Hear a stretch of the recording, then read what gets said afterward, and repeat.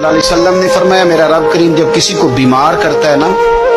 تو پھر اللہ فرشتوں کو بھیجتا ہے، فرماتا ہے جب پتہ کر کے آؤ کسی سے میری شکایت تو نہیں کر رہا۔ تو فرشتے جا کے عرض کرتے ہیں مالک اس کے پاس تو جو بھی آیا نا اس نے یہی کہا کہ الحمدللہ جس حال میں اللہ نے رکھا ہے میں راضی ہوں۔ اس نے تیری شکایت نہیں کی، اس نے تیری رضا پہ اس بیماری کو تیری طرف سے آزمائش سمجھ کے قبول کیا۔ میرے نبی کریم علیہ الصلوۃ والسلام فرمانے لگے، رب فرماتا ہے فرشتوں گواہ ہو جاؤ،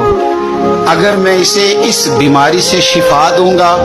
تو جو اس کے پاس خون ہے اس سے بہتر خون اسے عطا کروں گا، اور جو اس کے پاس گوشت ہے اس سے بہتر اسے گوشت عطا کروں گا، اور اگر میں اسے اس بیماری میں وفات دوں گا تو پھر میں اسے جنت عطا کروں گا۔ اگر شفا دوں گا تو بہترین شفا دوں گا، اور اگر وفات دوں گا تو پھر جنت دوں گا۔ جب آپ حوصلے کے ساتھ چیزوں کو قبول کرتے،